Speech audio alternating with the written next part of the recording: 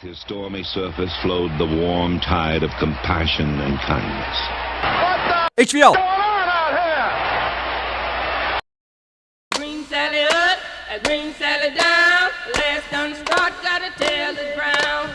Green Sally up, a green Sally down. Last done start, gotta tell the ground. Green Sally up, a green Sally down. Last done start, gotta tell the ground. Green Sally up, a green Sally down. Last done start, gotta tell the ground. Green Sally up, a green Sally down. Last done start, gotta tell the ground. Green Sally up, a green Sally down. Last done start, gotta tell the ground. Green Sally up, a green Sally down. Last done start, gotta tell the ground. Green Sally up, a green Sally down. Last done start, gotta tell the ground. Old Miss Lucy dead and gone, left me here to weep and moan. Hey, what's up, softball fans, and welcome into What in the HVL as we are set to run down the Week 5 results from the most electrifying softball conference in all the land. That's the Hiawatha Valley League. I appreciate the heck out of you for tuning in and supporting the talented ladies of these 9 teams. If you have any complaints about the show, please feel free to, write those down on a piece of paper, fold them up, and then file them in the closest garbage can you can find. Half joking there. Hope you are enjoying this incredible ride we're going on in 2025 for softball. It's unbelievable. We only have a few weeks and episodes left of the regular season, so we better get to it. First, I gotta ask, hey, Brooklyn, you excited? Huh? Are you excited? She's pumped! I'm pumped! Let's go! Everybody's ready here. We start Monday. 5 games on April 21st, and we will get right into it. Cass Mandeville at Jordan is the first one. Taking on the Jaguars, I believe you see there as their mascot. Caston jumped out too early with 4 runs in the first and 1 run in the second to take a 5-3 lead after 2 innings. Jordan systematically, though, got back in the game. 2 runs in the fourth, 3 runs in the fifth to take an 8-5 lead after 5. In the top of the 6th, Comets rallied to tie it up. Big-time singles by Goodhue, Grunke, Hyatt, and Farnsworth. Unfortunately, Jordan plates 5 in the bottom of the inning to take the win, 13-8 in a high-scoring affair. We got headlines here. 3 RBI booking at the Hyatt House. Not enough as Cass Mandeville falls. Early lead evaporates as Jordan scores 5. Like I said, 5 in the 6th inning. Here's the box score here. Let's run it down for you. 8 runs on 9 hits, 4 errors. Jordan, 13 runs on 16 hits, 4 errors. Alex Hyatt, 2 for 3, had those 3 RBIs like the newspaper said. The With Weekly, baby. Kaylee Meyer, 2 for 5 with a double, 2 runs scored. You had Emily Olsen, 1 for 3 with 2 RBIs, 2 runs scored, and a stolen base. Allie Grunke, 1 for 4, 2 runs scored in an RBI. Cara Farnsworth, 1 for 4 in an RBI.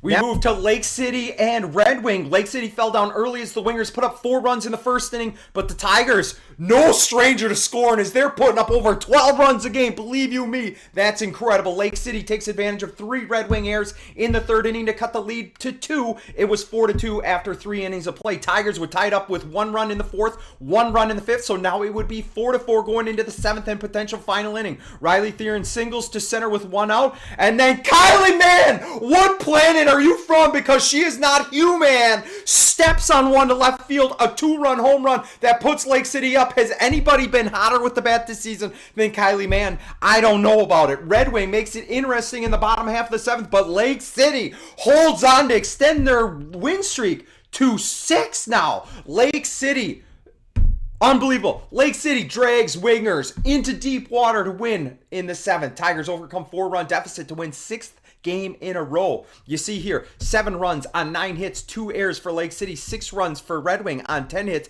7 errors though for the Wingers.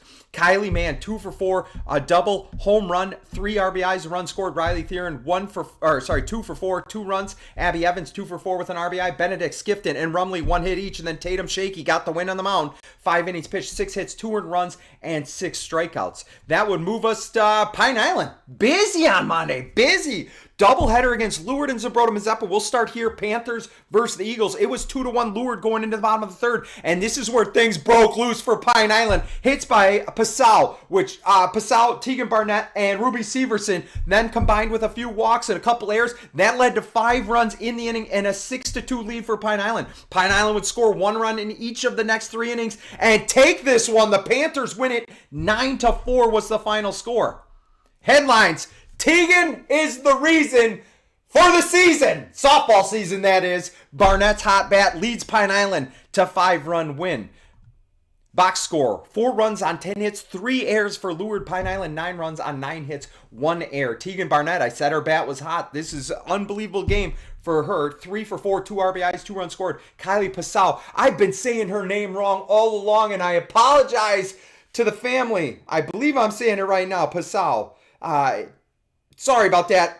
2 for 3 for her. 2 runs scored. Ruby Severson, 2 for 4. Double, 2 RBIs. Jaden Volts got the win on the mound. 7 innings pitched, 3 earned runs, 6 strikeouts. She was also 1 for 2 at the plate with a double, 2 runs scored, and an RBI. Lauren Elsmore, 1 for 4 with an RBI, a run, and 2 stolen bases for her. For Lourdes, Grace Carney, 2 for 4 with a double, a run scored. Grace Boyson, 2 for 4 with a run scored. And then Reagan Rowley, 2 for 4 with 2 RBIs and a run scored. Restovich, Dolman, Leah Winicky, and O'Connell had 1 hit each. Now Pine Island was going to go to the second half of the doubleheader. They would take on Zembroda-Mazeppa, hoping to make it a clean sweep. Coach Jones just bringing that broom out. That's what she's hoping for. The Panthers and Cougars, though, whoa, they were going for punch the first 3 innings. It was tied 1-1 after 1 inning, 3-3 after 2 innings, but then ZM caught fire. 3 innings in the 4th, 2 in the 5th, 3 in the 6th, and Pine Island just couldn't keep pace. Final score in this one, 11-6, Zembroda-Mazeppa. And the headlines coming out of With Weekly. ZM makes you want to roll your windows down as they cruise. Any Florida Georgia Line fans out there? No? Nothing? Cougars score 11. 4 players with multi-hit games. We got the box score here. Zembroda-Mazeppa, 11 runs on 12 hits. 1 error. Pine Island, 6 runs on 8 hits. 7 errors. Tough to win games with 7 errors. I'm sure Pine Island will clean that up, though. Paisley Peterson, this is Zembroda-Mazeppa stats here. Paisley Peterson, 2 for 5 with 2 RBIs, 2 runs scored, a double. Addie Liffrig, 2 for 5 with 2 RBIs. She got the win on the mound. 7 innings pitched, 8 hits, 7 strikeouts. Amelia Angerman, 2 for 4 with 2 RBIs, a run scored. And Clara Wieland, 2 for 4 with an RBI. For Pine Island, Kylie Passau, 1 for 3 with 3 RBIs. Great day for her at the plate and a run scored. Maddie Skibstead, you know she's my girl, 2 for 3. 2 doubles for Skibstead, the freshman. 2 runs scored. Jenna Sleisner, 2 for 4 with an RBI. She's the catcher. Mallory Mulkey, 1 for 3 with 2 RBIs. Next up, it's going to be Northfield at Stewartville. Stewartville has struggled this year. Struggled to score runs. So welcome surprise in the first inning with Learman walk. Peterson double off the fence. Clark then 2 RBI single to center field. Tigers 2-0 after 1 inning. Northfield would score 1 in the 3rd. But then what happened next in the 5th inning? It was Lehrman about a foot away from putting it out. It was a double. It went off the top, very top of the fence. Lehrman couldn't have gotten any closer to putting it over. Double for her. It was awesome. Sydney Clark then sends one all the way to the Stewartville pool on her next swing. Rolls down the slide into the deep end. Lifeguards jumping in. Anyway, it was big time. Stewartville leads it 4-1. Raiders wouldn't go away quietly. They scored 2 runs in the 6th to cut the lead to 1. Then a 2-run home run in the 7th gave them a 5-4 lead. Last at bats, Lourdes, Lehrman, and Pearson all get on with 1 out. And then Clark steps up in big game. Big time again. Big players step up big time in big games or something like that is the saying. Incredible. Ropes one to right field. Lourdes scores. Lehrman on her horse from second. She would score in the Tigers. Yes! Yes! Yes! Yes! Walk it off in the bottom of the 7th. 6-5 is the final score. Headlines here. Clutch Clark and Kaylee are Northfield's kryptonite. I know I spelled clutch wrong. It's supposed to be like that for alliteration with all the K's in there. Clark, 6 RBIs that day. 6 RBIs. Lehrman, she went 2 for 3, hitting the ball really well. Kaylee Lehrman, hitting the ball really well. She scored 3 of our runs. She was fantastic. She's been playing really well. What else we got? Oh, box score here. Let's get to it here. 5 runs on 6 hits, no errors for Northfield. 6 runs for Stewartville on 9 hits and no errors. Sydney Clark, 3 for 4 with a home run. 6 RBIs. What a day. All 6 of the runs scored came on the bat of Sydney Clark. She also scored a run. Obviously, she hit a home run. Kaylee Lehrman, 2 for 3 with a double, 3-run scored. That double should count extra for how far she hit it. And then right here, you see that? That's the game-winning run. Kaylee's coming in. You should actually take this picture and apply it in the textbook for what obstruction is, as she's putting her leg down, and the ball isn't even close to her glove yet, but Kaylee made it work. She's tough. She got in there for the game winner. Thank you, Kaylee. Thank you. Brooklyn Peterson, 2 for 4, double run scored. She made a fantastic backhand diving catch, gets up, throws the girl out from deep in the hole. Very proud of her. What a play, known for her defense, and she's, being solid on that side of the field. Love it. Sydney Hadeen, 1 for 3. She's been staying hot. She's been fantastic. Addie Ackerman, 1 for 3. Not 11 strikeouts at the plate. She pitched and had 11 strikeouts.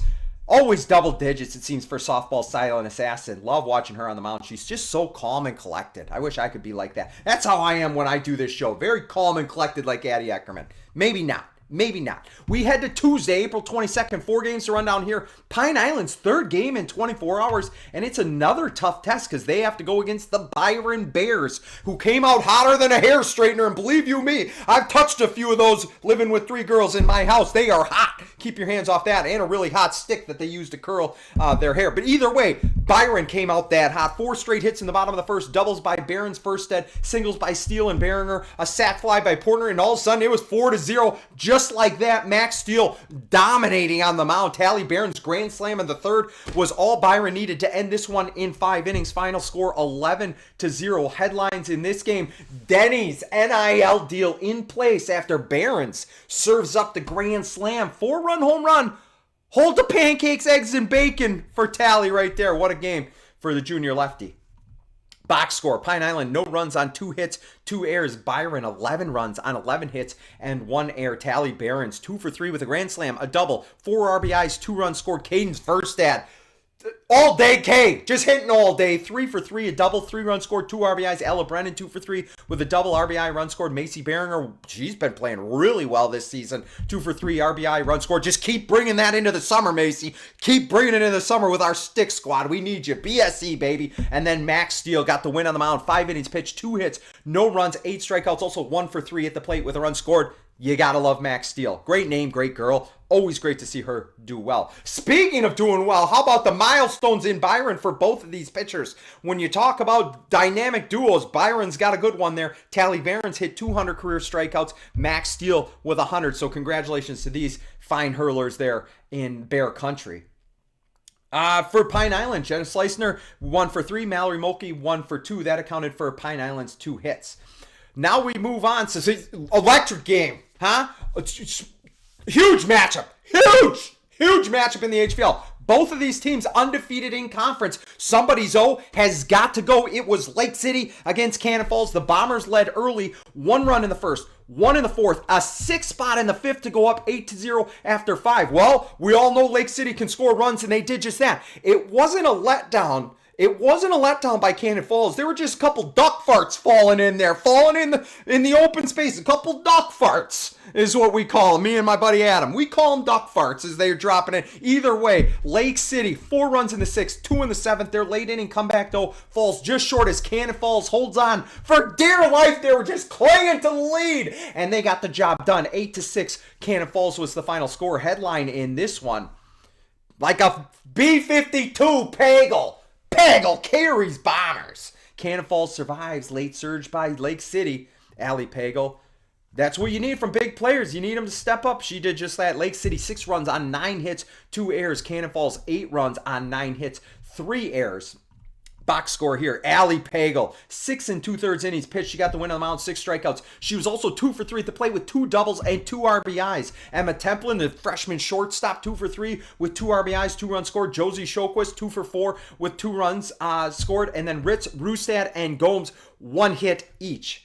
Allie Pagel, speaking of congratulations, Allie Pagel, a career milestone for her, went over 300 strikeouts.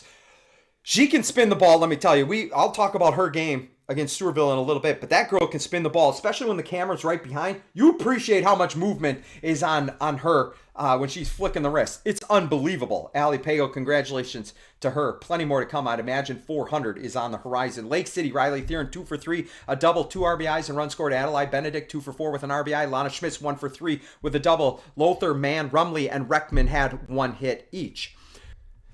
Speaking of electric games, we just talked about an electric game. Cannon Falls, Lake City, 2 undefeated conference teams. Well, there was some electricity here in this game. Zumbrota-Mazeppa taking on Goodhue. Little backtrack. We spoke some good fortune on what in the HVL into existence, into the atmosphere. We have confirmation that Coach Scott took Aubrey for ice cream to reward her for that 5 for 5 day at the plate last week. What a guy. What a guy. Always great to get pictures of confirmation, seeing great times like that. Anyway, to the game. An RBI single by Emma Voth, scoring LC in the first, made it 1-0 Wildcats. Emma Bach would put the Cougars in front with two-run home run in the third. With 1 swing of the bat in the fifth, though, Aubrey Christensen ties this game up with an RBI double, and we would need extra innings to solve this conflict between 2 crazy cats. Big defensive play in the top of the 8th. AC with what I believe was her second double play of the game. It was a line drive snag at shortstop. Double up of the runner. We move to the bottom of the 8th. The aforementioned AC. And if you haven't been watching this show, you know AC's Aubrey Christensen. You know LC's Lola Christensen. AC singles to lead off the inning. Steals second. And then Lola drives one to left field. AC coming around to score. Coach Scott waving her in. She's obstructed by a fielder. The run counts. And Goodhue wins the thriller at home on senior night. 3-2 in 8 innings. Wow. And after that, forget ice cream, Lola and Aubrey. If you're going to be making big plays like this for Dad, I say we step it up to a steak dinner. I mean, Chick-fil-A, I don't know what you girls like, but let's start upping our negotiation tactics because you have been playing fantastic, both you girls. Incredible. Huge win for the Wildcats. We go to the headlines. Voth and ACLC leave Cougars thunderstruck. Goodhue walk-off win in the bottom of the 8th.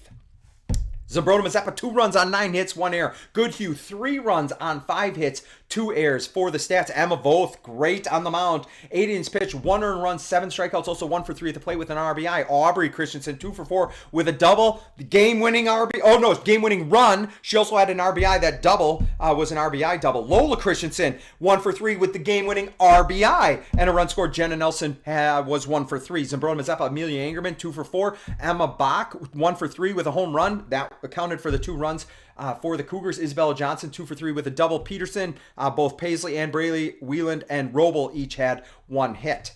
That moves us, last game from Tuesday night was straight out of Tiger Nation, baby. It was the Lourdes Eagles visiting Stewartville in an HVL matchup. Runs have been hard to come by for Stewartville. Some people have talked about maybe needing to manufacture runs.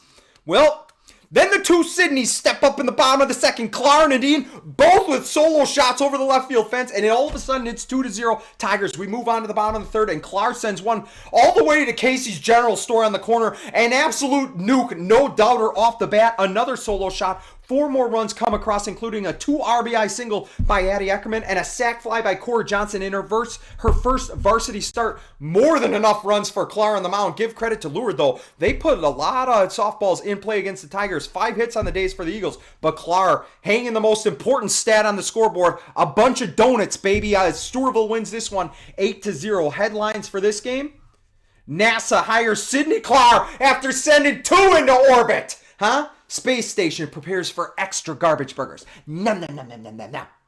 Delicious. What do we got for a box score? Lourdes, 0 runs on 5 hits, 3 errors. Stewartville, 8 runs, 8 hits, no errors. Grace Carney, these are Lourdes stats. Grace Carney, 2 for 3. Grace Boyson, 1 for 3. Avery Wasniewski, 1 for 3. Reagan Rowley. Lourdes does this to Stewartville, I swear, every time we play them. They go through our lineup once, and then they switch pitchers. They go through the lineup once, switch pitchers. Well, Reagan Rowley did fantastic when she was in there. 3 innings pitched, 2 hits, only 1 earned run, and she was also 1 for 3 at the plate. For Stewartville, Sydney Clark, 2 for 2 with 2 solo home runs, an intentional walk. Yeah, you don't want to pitch to this girl. Her bat has been hot. 7 innings pitched, 5 hits, 0 runs, 12 strikeouts on the mound. Kaylee Lehrman, 2 for 4 with a run scored. You had Sydney Hadeen, 2 for 3 with that solo home run. You had Addie Eckerman, 1 for 3 with 2 RBIs, a run scored. Shayla Shavasta 1 for 3 with an RBI. I mean, look at this picture. That's a sweet picture, Missy Clark. Hang that in the Louvre. That's a good one. Put that up in the senior pictures for Shayla.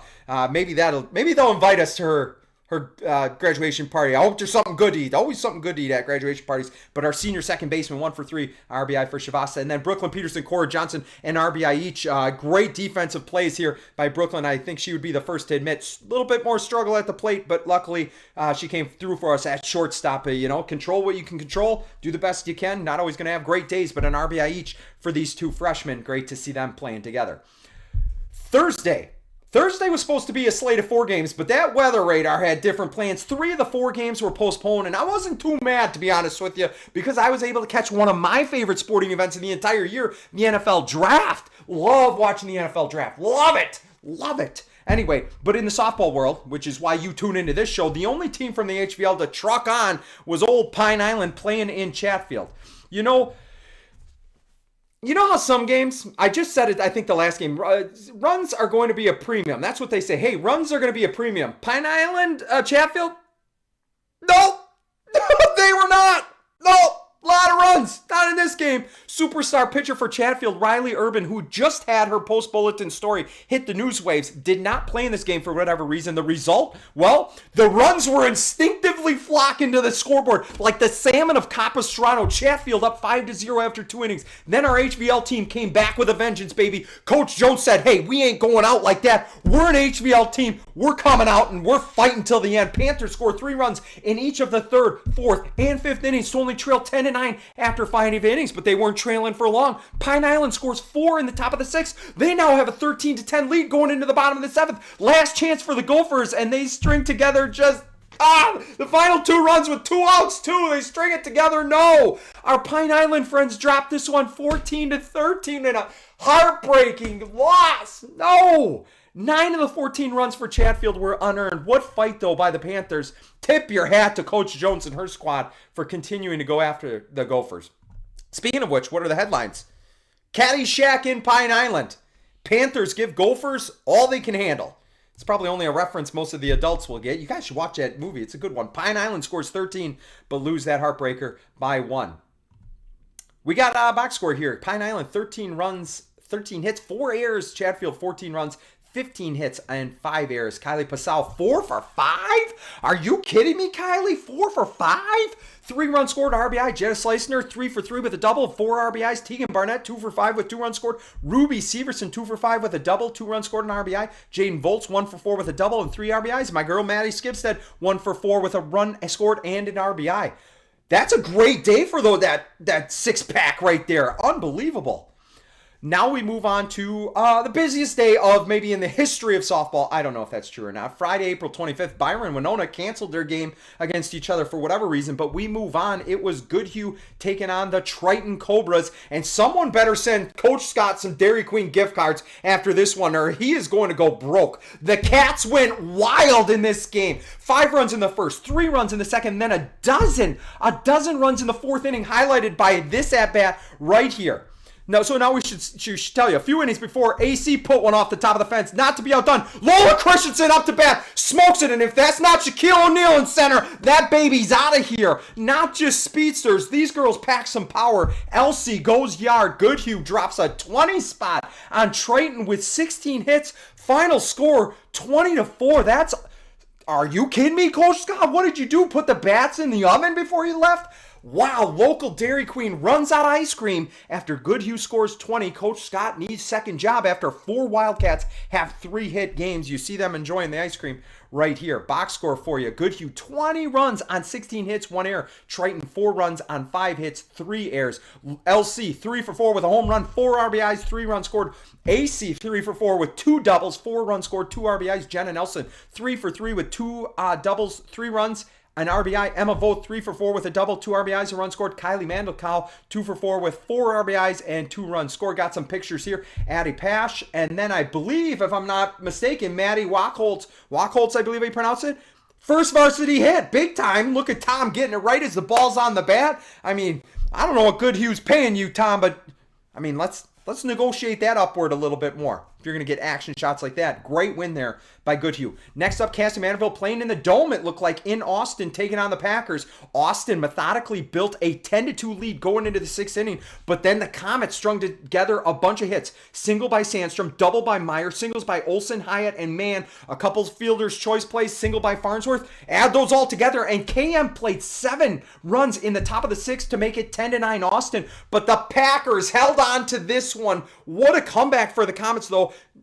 Made the game close, just fell a little bit short. What do we got here for the headlines? 10-9 was the final score. Meyer, Comets unable to unpack. Big lead by Austin. 7-run, 6th inning falls just short as KM loses by 1. Cass-Manitouville, 9 runs on 14 hits, 7 errors. Austin, 10 runs on 8 hits and 3 errors. Kaylee Meyer, 4 for 4 with 3 doubles. 3 of them. Like, you don't want to stop on first, Kaylee. You're going to get tired doing that. 2 runs in RBI. Emily Olsen, 2 for 5. Double, 2 RBIs, 2 runs scored. Alex Hyatt, 2 for 3 with an RBI, run scored. Grace Mann, 2 for 5 with an RBI and a run scored. Next up, huge matchup between 7-1 Cannon Falls and 6-3 Stewartville. This one in Cannon Falls, it was rescheduled from Thursday because of the rain. Natalie's, my younger daughter's middle school game was canceled. So I was actually able to make it to this game to watch one of my favorite players in the entire HVL that doesn't wear a Stewartville uniform. I should preface that. One of my favorite HVL, maybe not even favorite HVL players, one of my favorite softball players in the entire state that isn't a Stewartville Tiger. You know who I'm talking about. Freshman catcher Maya Mengi. The Gophers better be sending her like free clothes or free gear to get her to go to the U, because I want to see her play at the next level somewhere close. Incredible talent that just does everything on the softball field well, let me tell you. To the game, it was scoreless through 3, top of 4. Stewartville gets one across on singles by Brooklyn Peterson and Addie Ackerman. Then a tank by Sydney Hadeen to the fence. Stand-up double. Tigers up 1-0. Back-to-back doubles by Haley Lourdes and Kaylee Lerman in the 5th inning made it 2-0. The Tigers would add 1 in the top of the 7th, and Clar was absolutely dominant on the mound once again. Almost as surprising as me telling you that the school bus they rode to the game in was yellow. She looked spectacular once again, really solidifying herself as not only one of the best pitchers in southeastern Minnesota, but the entire state of Minnesota. Gave up just 1 hit on the day, and it was a little like 10-foot worm burner, 10-foot spinner towards third base. That was it. Final score, Stewartville with the win. 3-0, 7 different Tiger players with 1 hit each. We move to headlines here. Clar able to defuse that deadly bomber lineup. Stewartville Jr. holds Cannon Falls to 1 hit and with 13 strikeouts. Stewartville, 3 runs on 7 hits, no errors. Cannon Falls, 1 hit, no runs on 1 hit, 2 errors. In terms of statistics, Sydney Clar on the mound, she got the win. 7 innings pitched, 1 hit, 0 runs, 13 strikeouts, and then 1 hit. I said there were 7 girls that got hits. Loris, Lehrman, and Hadeen all had doubles. Peterson, Clar, Ackerman, Shavasta with singles, and then RBIs credited to Kaylee Lehrman and Sydney Hadeen, both putting their shots out to the fence. Absolute piss missiles. For Cannon Falls, 1 for 2 for Anna Ritz, and that's all they could muster up in this particular game. Also, before I head to the next game, wanted to tip my hat to the crew from Cannon Falls. They came over after the game to chat. I got to meet Coach Adam Templin for the first time, freshman stud shortstop Emma Templin, who made some spectacular backhand plays in the field, diving, a lot of range from her, good arm, great bat. And then Maya Mengi, I talked about her before. I'm president of her fan club. I really feel like I should be. They all just came over to talk for a little bit. Talk about the class that shows. I mean, tough game. Didn't go the way they wanted, obviously. To go out of their way to come over and pass on their thanks for what in the HVL. I mean, talk about some of the plays that happened, you know, not only during that game, but some of the games that they've played in previously that I can only follow the box score and how those games are exciting. Can't tell you how much I appreciate that. If you're watching, I just want to say thank you. Those, to me, those are the types of things that make me want to cheer for girls like Maya and Emma all the more, and I hope all of you out there watching do as well. Not only cheer for good athletes, I want to cheer for good kids, which we're going to talk about a little bit later in the show. It reminded me there's something I want to talk about, and we'll get to that in the with final thought. But big thanks to Coach Templin, Emma, and Maya. I really appreciate your time. It was awesome. Next up, Lake City taking on the 3-5 Wabasha-Kellogg squad. Tigers fell down 5-0 after 2 innings, but put up 6 runs in the top of the 3rd with 3 home runs by Shaky, Theron, and Evans. Falcons tied up with 1 run in the bottom of the 3rd, 6 all going into the 4th inning. Unfortunately, Lake City couldn't bring any more runs across, and Wabasha-Kellogg kept the bats hot, finishing the game with 16 total hits as they end up beating the Tigers. Final score 10-6. Headlines here: Theron grand slam, solo shots by Shaky and Evans, just not enough. Lake City, big 6-run third inning, but end up falling to Kenyon Wanamingo. For a box score, Lake City 6 runs on 7 hits, 3 errors. Wabasha-Kellogg 10 runs on 16 hits and 2 errors. Alana Schmidt, she was 2 for 4 with a run scored, the only person with multiple hits in the game. Riley Theron 1 for 3 with a home run, 4 RBIs. Abby Evans 1 for 3 solo home run. Tatum Shaky 1 for 2 with a solo home run. That moves us into Pine Island taking on the number 1 state-ranked Randolph Rockets. I don't have stats, nothing in the post bulletin that I saw at least, but I believe the final score in this game was 12-0 in favor of Randolph. I think Randolph has only given up something crazy like 3 runs all year with Carter Raymond on the mound. That's just insane. The future Gopher, peak form right now, peak form. Rochester Lourdes taking on Mabel-Canton. That's another one we can talk about here. Cougars jump on top with 4 runs in the first inning. Lourdes would score 1 in the third, 2 in the fourth, and 1 in the fifth, but still trailed 7-4 going into the final inning. Grace Carney led off the 7th inning with a single to left field. Then Allie Restovich hits a 2-run home run to right field to make it 7-6 with no outs yet. Unfortunately, Mabel-Canton is able to get the next 3 outs and hold on to win it by 1. Headlines in this game: Restovich home run in 7th nearly saves Rochester Lourdes. Boyson and Rowley have big days with 3 hits apiece as well. Lourdes 6 runs on 13 hits, 1 error. Mabel-Canton 7 runs on 9 hits, 1 error. Reagan Rowley 3 for 4 with 2 doubles and RBI, a run scored. Grace Boyson 3 for 4 with a double, RBI, run scored. Allie Restovich 2 for 4 with the 2 RBIs, a run scored. Grace Carney 2 for 4 with a RBI and a run scored. That moves us to Saturday. Only one game here. One game on the docket. It was a non-conference game. Let's advance this. Between the Rochester Century Panthers and the Stewartville Tigers. Great to see my friends John, Javen, of course, Grandma. Just missed out on Jill and Jumbo, of course. Hope to see you next time. This was a pitcher's duel between 2 of the scariest pitchers in southeastern Minnesota. Freshman Jadah Kroening from Century, and then softball silent assassin Addie Eckerman of Stewartville. In the bottom of the second, Sidney Clark stayed back on a changeup. Single to left field. Addie Eckerman laid up. Beautiful sacrifice bunt, moves Clark over to second base. And then Sydney Hedin. I don't know if the 2 Hedin girls get their clutch gene from Josh or Carrie, but somehow, some way they have it. And Sydney smokes a double to left center fence, scoring Clark. And that was the lone run of the day. 1-0 Tigers in a nail biter in Tiger Nation. Just incredible. Human eraser. Lehrman makes 3 Century runners vanish. Senior catcher saves Stewartville in a 1-0 win. She was fantastic. And if you don't believe me, you got to see this movie right here.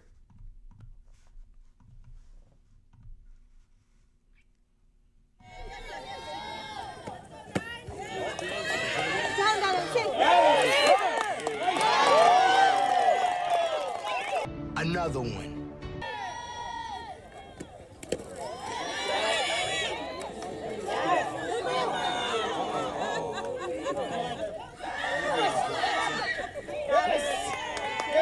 Another one.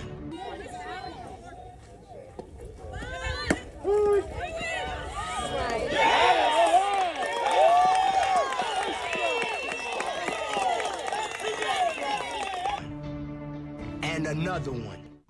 Lehrman 316, baby. Lehrman 316. Thou shalt not steal. Huh? Incredible. Century. 0 runs on 5 hits, no errors. Stewartville, just the 1 run on 5 hits, 1 error. Both pitchers were unbelievable. Addie Eckerman was fantastic for Stewartville. Jadah Kroening, as good as advertised, not better. Better is what I would say. She's only a freshman, and trajectory's going this way. We'll talk about her in a little while. Stay tuned for that. Addie Eckerman, the win on the mound, 7 innings pitched, 5 hits, 0 runs, 11 strikeouts for the lefty. And I had to put that sacrifice bunts because it was so clutch. Moving the runner over, does her job. Sometimes you don't make it in the box score, but doing her job at every level. Addie Eckerman, I think she's making a run for maybe another What in the HVL, athlete of the week, or at least be all What in the HVL selection at the end of the year. Love watching her play. Sydney Hedin, 1 for 2 with an RBI double. Haley Loris, 1 for 3. Sydney Clark, 1 for 3 with a run scored. Brooklyn Peterson, 1 for 3. And Core Johnson, first varsity hit. Congratulations, girl. Awesome to see that. She was playing third base for us. We get the win 1-0. Speaking of which, Jadah Kroening. Jadah Kroening, we got to play against her. It's always great to see some familiar faces that we play with, either with in the summer or have played with in the summer. Here you see Kennedy Stewart, the little shit. That's her in a nutshell there on the left side of the screen. She's a crazy cat, always a lot of high energy, a center fielder that runs like a deer, let me tell you. She had a couple great hits, so great job to Kennedy. Jadah Kroening, a friend of ours that we got to play with back in 12U with the Minnesota Sticks. She's a great pitcher, and now her bat is catching up with it. Again, we'll talk about her in just a little while. I got a special segment to talk about my girl Jadah, but did want to show these pictures that we got after the game with our girls and the other two that we spent a lot of time in the summer. You start to become connected. It's always cool to see these teammates. Week 5 with honorable mention for Athlete of the Week. Let's run through these before we get to that special edition Jadah Kroening talk. With softball player of the week, first one up here, Kaylee Meyer. She was 4 for 4 with 3 doubles, 2 runs scored in an RBI against Austin. She was 2 for 5 with a double and 2 runs scored against Jordan, so she's our first player. Next up, Tegan Barnett. She was 3 for 4 with 2 RBIs, 2 runs scored against Lourdes, and then 2 for 5 with 2 runs scored against Chatfield. Grace Carney, I apologize, I don't have a picture of her, but she was 2 for 4 with a double and run scored against Pine Island, 2 for 3 against Stewartville, 2 for 4 against and an RBI and run scored against Mabel-Canton. So just a solid week overall, 6 total hits for Carney of Rochester Lourdes. Then my girl Kaylee Lehrman, 2 for 3, a double, 3 runs scored against Northfield, 2 for 4 with a run scored against Rochester Lourdes, 1 for 3 with a double and an RBI against Cannon Falls. Against Century today, 3 base runners thrown out. I don't care what you do at the plate. If you're going to be cutting down runs like that, love to see that. Kaylee Lehrman on for honorable mention. Next up, another one of her teammates, Addie Eckerman. When she pitches like that, incredible. Against Century, 7 innings pitched, 5 hits, 0 runs, 13 strikeouts against the Panthers. And then, like I said, that huge sacrifice bunt. 1 for 3, 11 strikeouts against Northfield. I believe she had the single against Cannon Falls. Great week for the senior lefty. The softball silent assassin, Addie Eckerman. Then we got Aubrey Christensen, 2 for 4 with a double RBI, run scored against Zimbrona-Mazeppa, 3 for 4 with 2 doubles, 4 runs scored, and 2 RBIs in that last game against Triton.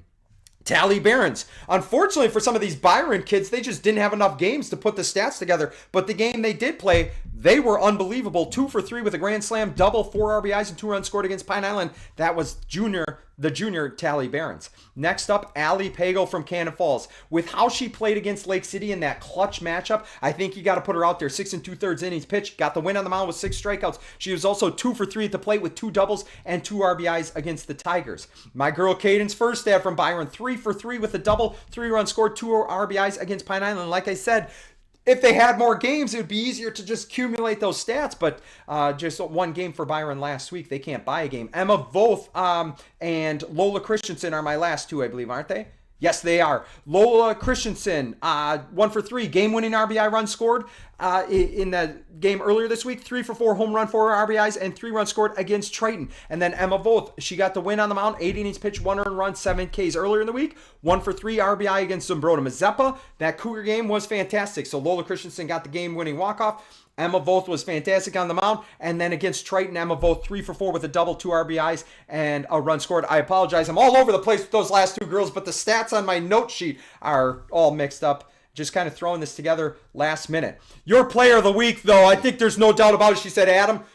She didn't actually say this, but she's probably thinking it. I want to take pitcher and player of the week home with me. And she did just that this week because Sydney Clark of Stewartville was lights out. I mean, like, lights out. That was a light I was turning on and off. You couldn't see it. Incredible. 7 for 12 at the plate. This is combined. 7 for 12 with 3 home runs, 8 RBIs, 5 runs scored. She had all 6 RBIs against Northfield in that 6-5 win. 3 for 4 with a home run, 6 RBIs, runs scored. Then against Lourdes, she went 2 for 2 with 2 solo home runs. Then got intentionally walked because you can't pitch to a girl like that. 1 for 3 against Cannon Falls. 1 for 3 with the game-winning run against Century. And then pitching. Combined, 2 wins on the mound, 14 innings pitched, 6 total hits, 0 runs, 25 strikeouts. She got the win against Rochester Lourdes, a complete game, 5 hitter, no runs, 12 strikeouts. She got the win against Cannon Falls, a complete game, 1 hitter, no runs, 13 strikeouts. So Sydney Clark, your pitcher and player of the week, because she did it not only in the field, but in the batter's box too. Unbelievable. Great to have her on our team. Next up, I said that this was going to be a special segment because I want to talk about a friend of the show. Friend of the show, I already had some foreshadowing, if you will. For the past couple of weeks, we've covered some friends over in Dover Yoda, pretty much as our adopted HVL team, and we'll get back to the Eagles probably on next week's episode because I believe they play Byron and Stewartville, a couple of our HVL squads this week. But this week, this episode, I want to take a moment to talk about an incredible talent in Rochester that I consider a friend of the show. And that's Jadah Kroening, a freshman pitcher from Rochester Century. She's one of those pitchers that we watched back in 12U, and we knew she could be something special. I know a lot of people will say, you can't project how an athlete will be as an 11-year-old. But when we had the opportunity to play with her in the summer and then realize the work ethic and drive that she has to be great, not just good, but to be great, as my good buddy Chad Foster says, you bet the farm on kids like that every day of the week, which is funny because the Kroenings actually have a farm over there. I'm just waiting for John to let me drive the combine or at least maybe one of the tractors. I mean, come on, John, give me the keys.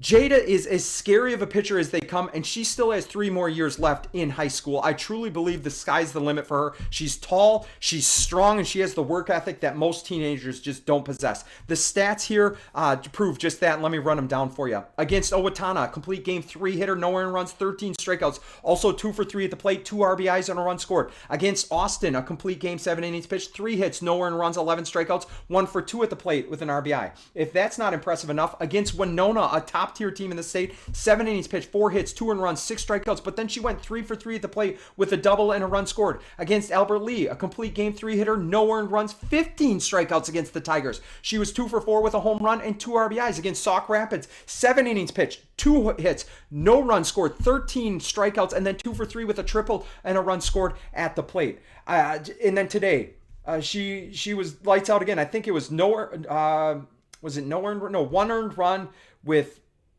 5 hits, and I want to say 8 strikeouts, 9 strikeouts, but she was just moving the ball all over. Very tough pitcher to hit. And as impressive as these stats are, they're impressive, let me tell you. They are impressive. Jadah could go on to be a top-level Division I player.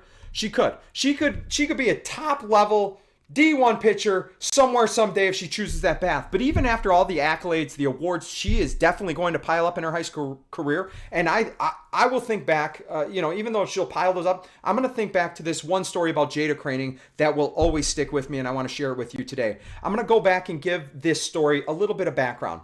Our oldest daughter, Brooklyn, which you see here in the middle picture with Jadah, she was 11 going on 12, and Crystal and I had this tough conversation with each other, and I'm sure many of you out there have had it as well. For years, we had the conversation was, do we pull her from the Stewartville summer travel team and try to do something maybe a little bit more competitive, maybe a little bit higher level tournaments they go to? And the reason is because for years we had coached Brooklyn, and because we coached her, Brooklyn was moved around to positions that were best for the team, even spending quite a bit of time behind the plate, catching. And even though we projected with her athleticism and her arm, likely to be more middle infielder, which is where she's at now, maybe the best fit, she had to play these other positions to help the team out. And also, it's not the easiest to always be coached by your parents. I'm sure you kids out there that have been coached by your parents. So we thought maybe it was time for her to take some direction from other people, learn to be coachable from others that aren't her parents. So we reached out, and we were really fortunate that the Minnesota Sticks were accepting to give us kind of a tryout at one of the fields. We ended up being a late addition to the 12U Minnesota Sticks team. What was that, don't even quote me on that, on what year it would have been, 2022 or something like that. I don't know, but it was our first year. It was 12U. I remember Brooklyn and I showed up at our first winter practice with this travel team. It was at the yard, and we were both a bit nervous about what we were walking into. We didn't know anybody there. I felt nervous for Brooklyn, but just told her, hey, work hard, have a great attitude, be a great teammate. When I returned to pick her up from that first practice, John Kroening, Jadah's dad, John Kroening came right over to me and asked if Brooklyn was going to be on the team this summer. He then, is so nice. He communicated that he was excited to have her on the team. He remembered her from some of the games that we played against the Rochester teams over the past year or two. He made us feel welcomed. He made us feel wanted with the team, even though, like I said, we were a late addition to the team, kind of people looking at us a little bit strange. We were fortunate to create a solid friendship with the Kroenings from Century, and then obviously the Rollies from Lourdes, kind of our triangle there behind the backstop. But it was this story about Jadah that will always have my heart, and it's not as a softball fan, but as a dad to a daughter who needed a friend. I'm going to put you in this situation. I'll try to keep it together here. We were at a tournament. It was just Brooklyn and me at this one because I think Natalie and Crystal had a younger tournament somewhere else. Jadah was pitching. Brooklyn was at shortstop. I would say that as someone who has worked with Brooklyn so much, we pride ourselves so much to be solid defensively. Like, defense is where we've always spent a majority of our time. In this particular game, for whatever reason, and it happens to everybody, Brooklyn had one of the toughest defensive games I probably still have ever seen from her. I think she booted maybe like 3 ground balls. There was a line drive hit right to her that popped out of her glove. I think she had 4 errors, which led to several runs in our team scoring, and our team ended up losing the game. With each error that Brooklyn made, Jadah on the mound never said a word or anything negative to Brooklyn. She never once showed any body language that she was upset, or she just took the ball and got back on the mound. After the game, Brooklyn, mind you, still just 11, going on to 12, I think it was. She's still a young girl, came over to me and broke down in my arms crying after, the team huddle where she was tearing up. She knew she had a really rough game. The team lost. She was obviously upset, but being the new girl on the team, we were kind of on an island. So, I didn't know what to do. I grabbed our cooler and said, hey, let's just go find some shade. Let's just, get some snacks. We'll find a spot outside the fence. There's some trees there. And we were sitting there, and just the two of us snacking on some sandwiches, some fruit. And all of a sudden, I see a girl running towards us with 2 giant freeze pops in her hands. And it was Jadah Kroening. She offered Brooklyn, she said, hey, which flavor do you want? She, I'll let you pick, get first pick. And then she proceeded to sit with Brooklyn and talk to her about anything and everything but the game of softball. School, her animals with the fair. And Brooklyn was happy to sit there and listen to her stories. And I think it was just because she was just happy to have someone there with her. Show her that mistakes that she made didn't dictate how Jadah was going to treat her. As a dad, you can offer as much support as you want to your daughter, to your player, or whoever it is. It could be a son if you're a baseball fan, I guess. But sometimes that kindness from a teammate will be so much more impactful, especially for these younger girls. They say true friends are the ones that walk in when everybody else seems to walk out. That day, Jadah was there for Brooklyn, supported her in one of her lowest softball moments, and she showed that she was going to treat Brooklyn. She was going to treat Brooklyn for the person that Brooklyn was. Not what she does on the softball field, not if she's incredible or great, but how she treated her as a person. And that comes from the top, because I know with John there, Jadah likely wasn't the one who paid for those freeze pops and kind of nudged her along. So I hope Jadah goes, and I hope she kills it. I hope she throws 10 perfect games, not against Stewartville, but I hope she accomplishes all her dreams, whatever those are, because kids like that are the easiest ones to cheer for. And I'm grateful for the Kroenings for their continued friendship. Although we don't have the good fortune to play with Jadah anymore, she moved on to a different summer travel team. She still finds the time that at any tournament that we play, in the same vicinity, she comes over and says hi. She comes to find us when we walk through the barns at the Olmsted County Fair. Heck, today she came right over and I got a hug from her after the Century Stewartville game. She's going to go up and rack up hundreds of strikeouts, tons of wins, and believe you me, she probably is going to chase that Post-Bulletin Player of the Year at one point. But it's this story of a 12-year-old girl sitting in the shade, being there for a teammate when she needed it the most, that I'll remember the most. So, to Jadah, I want to say, if you're listening, thank you so much. Which brings me to my final thought. It's kind of a perfect segue. Perfect segue into my final thought of this week. It's something I read a few weeks ago on social media, and it hit me because although I feel like I'm much better than I used to be when the girls were younger, I, above all else, still need a healthy reminder like this one. And what it said, and I'm obviously paraphrasing, but it said, your child's stats or performance on a field does not determine how you are as a parent, good or bad. Good or bad, I'm going to say that again. Your child's stats or performance on a field does not determine how you are as a parent, good or bad. That isn't easy because you want so bad for your kids to do well, especially if you see the work they put in. But whether they go 4 for 4 with 4 home runs or they go 0 for 4 with 4 strikeouts, that is not what's going to determine the job you have done as a parent raising your kid. And again, I'm talking to the guy that was in the mirror this morning looking at me while I was brushing my teeth. Do not let their performance on the field dictate whether or not you feel like you're successful as a parent. The batting average, the hits, the home runs, the ERA, the strikeouts, the wins, they don't define you as a parent.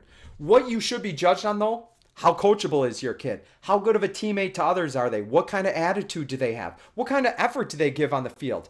How do they treat others, especially you guys as parents? How do they treat you after games, and not in times when they play well? Because it's easy to treat people well when you're hitting the snot out of the ball and playing really good. But how do they treat you and others in times of adversity? We talk about it often. Character is shown not when things are going well. Anybody can be happy, respectful, and kind when things are going great. But how will you act when things don't go well? Like Jadah, will they treat their teammates with kindness and compassion during times of struggle?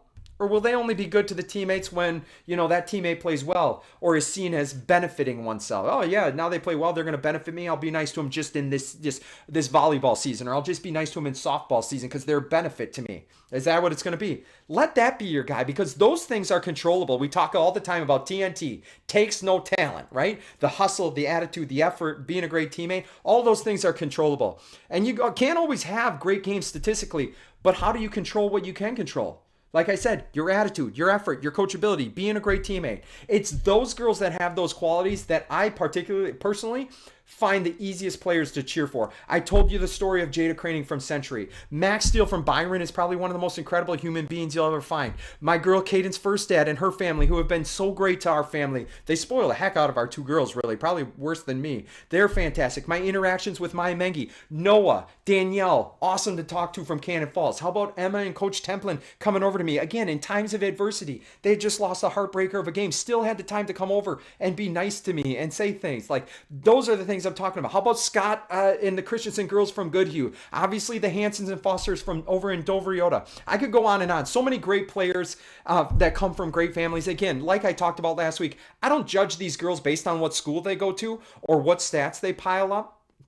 I judge these girls and their families based on how they treat my family and me. I don't care too much about what others say. I focus on what my experience is with each of them. And I think personally that's the best way to judge a person. I would ask, if you have 10,000 strikeouts pitching or 500 home runs hitting, what does it matter if you have a terrible attitude or if you're a terrible teammate or act like a spoiled brat after games? I mean, people see that, and people may not remember what you did on the field, but I promise you they will remember how you treated them and how you acted. So the next time your daughter has a rough game, maybe watch for those qualities that I talked about. And I do this to myself. I would encourage all of us, to point out the little things. The little things really turn out to be the big things. To your player, to let them know how proud you are of what they can control. Hey, I know you didn't have a great at bat, but I love that you ran out to your position on the field the next half inning instead of sulk into your spot, right? Or, hey, I know your teammate missed that fly ball, probably an easy fly ball, but I'm proud of you for going over and picking her up with a high five or words of encouragement.